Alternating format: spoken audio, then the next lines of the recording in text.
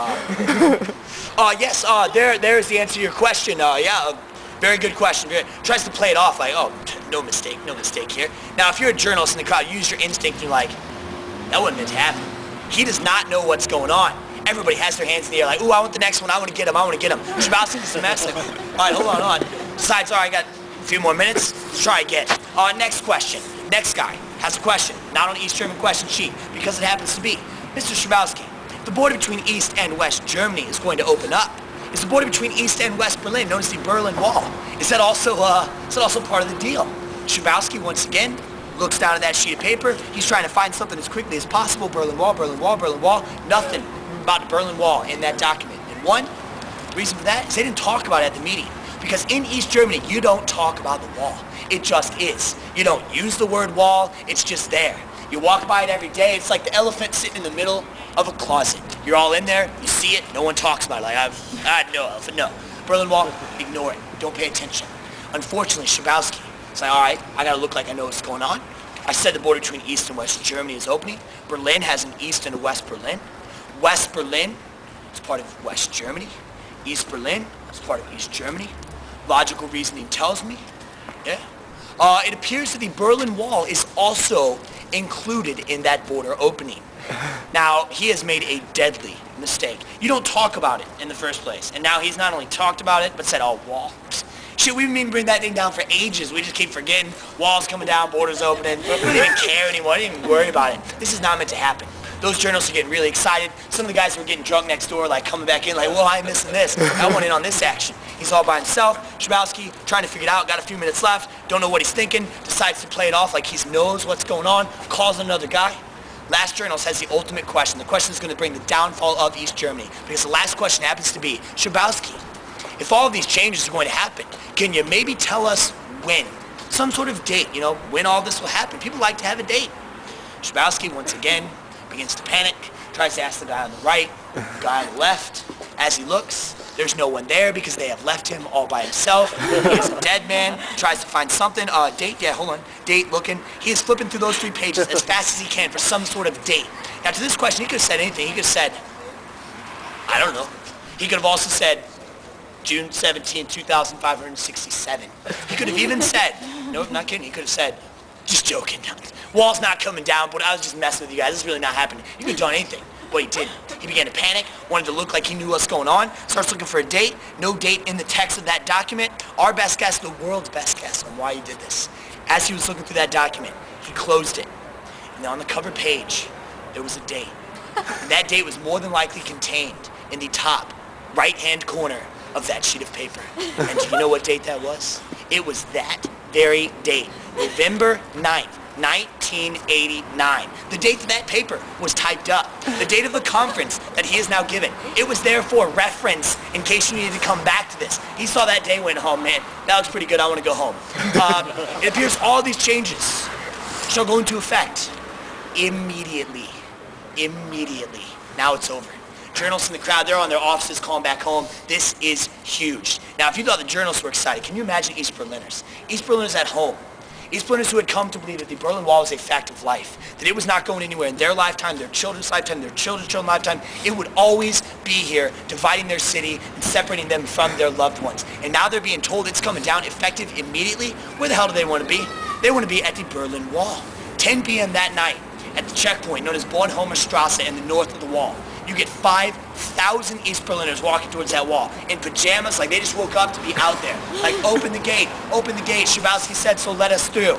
Now, as they reach the wall, the only thing standing in their way, aside from the wall itself, happens to be 2 East German border guards. 2 dudes who are graveyard shift, who get told nothing. They're in their little hut like, oh man, Hans, this job is awesome. We pay to shoot people in a death strip. Nobody really comes out here. This is great. Nice, quiet night. So they look out the window and they're like, hey man, what is that? Dude, I didn't call him. I don't know. All right, well, they look pretty pissed off. Why don't you go see what they want? You go see what they want. Dude, do it. One guy runs down like, I don't know what all of you are doing here, but like, if you could just go back home, like, that would make my life a lot easier. There's been some sort of confusion. So if y'all could, like, get out of here, That'd be fantastic. That's not going to work. The other guy is on the phone inside and doing a more logical thing. Who do I call? I'll call the border crossing. Border crossing, call him up. Yeah, this is Fritz at Checkpoint Potsdamer Straße. We got 5,000 very pissed off people outside our checkpoint saying they're supposed to go into the west. Schabowski, some guy said it. What's going on? Border crossing has seen the conference. They know what's going on. Stasi has informed various different people about this. What they're told is that if every single person in that crowd of 5,000 has the right documents, passports, paperwork, everything in order, then those border guards can open that gate and let those people go into the west. Border guard hangs up, goes out, tells his friends, says, all right, seems like a pretty good idea. This is East friggin' Germany. Nobody's got passports, nobody's got documents. We'll make an announcement and then they'll have to go home. There's nothing we can do because nobody's got the stuff. Seems like a good idea. Make an announcement to the crowd. Only come to the front if you've got your documents, passports, paperwork in order. Otherwise, do not bother. Then they wait. Crowd's kind of calmed down. They know people don't have this stuff. Crowd gets a little bit upset. Border guard's thinking, yeah. They're waiting. Till all of a sudden, two women are making their way to the front. Two women waving their documents, passports, paperwork in their hands. They get to the front. They hand it to the border guards. Border guards look at it. That checks out. That checks out. Turns out those two women, one of them was a West Berliner who was just like, hey, I just want to go home. Like, my house and kids are on the other side of that wall. Like, can you just let me through? I don't know what these 4,998 other people are doing, but I want to go home. The other one was an East Berliner who had her documents, passports, paperwork in order, but she got special permission to go to a science conference in the West later on that year. She's got all her stuff. Border guards, orders are orders. This checks out. We got to open this gate. Look at each other, like, all right, Hans, why don't you take care of that, let them women through, and I got this. If the other 4,998 other people in this crowd could just sit tight, relax, don't go anywhere, we're going to let these two women through, and yeah, then we'll get y'all sorted. So, like, just relax, don't go anywhere. Now you can imagine what's going to happen. Hans over here is opening the gate to let these two women through. Larger, larger, larger. It gets large enough for two women to make their way through.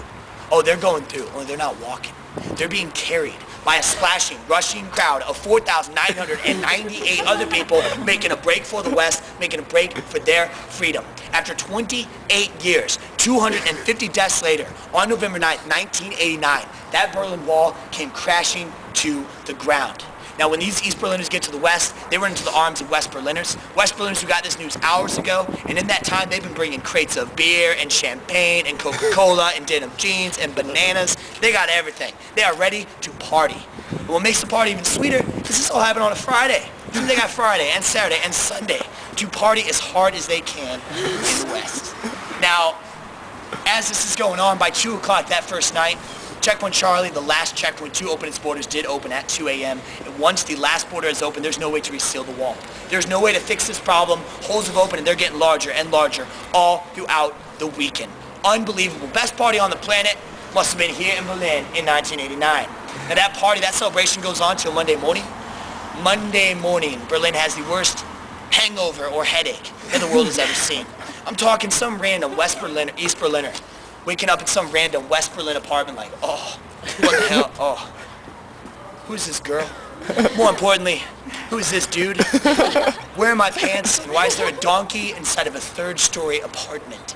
I don't know, and frankly, I don't care. We sorted out, we walked back downstairs, back across the street, towards the Berlin Wall. We now go back as free people. This city is once again for the people. Now, the headache for them was pretty rough. Headache for the East German government is beyond repair. They don't know what to do. In 1 weekend, they have lost all authority over this country. Next year, they're going to try to recover from the fall of the Berlin Wall. Nothing is going to save the nation of East Germany. On October 3rd, 1990, East and West Germany vote in their first free elections since the Second World War, and in that year, they vote to unify Germany into one nation. One Germany that today we can go anywhere, north, east, southwest, anytime we want, and most important of all, especially for the tour today, one Berlin. One Berlin that is unique. One Berlin that is constantly and ever changing. Never is Berlin going to look the same as when you saw it. You come back in a year, 2, 3 years from now, it'll always be different. It's fresh, it's exciting, it's the heart of history. Past 100 years, World War I, World War II, both in Berlin, Soviet occupation, Berlin, Berlin Wall, reunification ceremony all happened in Berlin. And even in 2006, more recently, you had the World Cup also happening in this city. It's a magnificent place. It's a great place to live. I hope it was a fantastic place to travel to. I want to thank you all for coming on the tour today. Your endurance is amazing. I know it's a bit chilly. I'll try to work on that for tomorrow.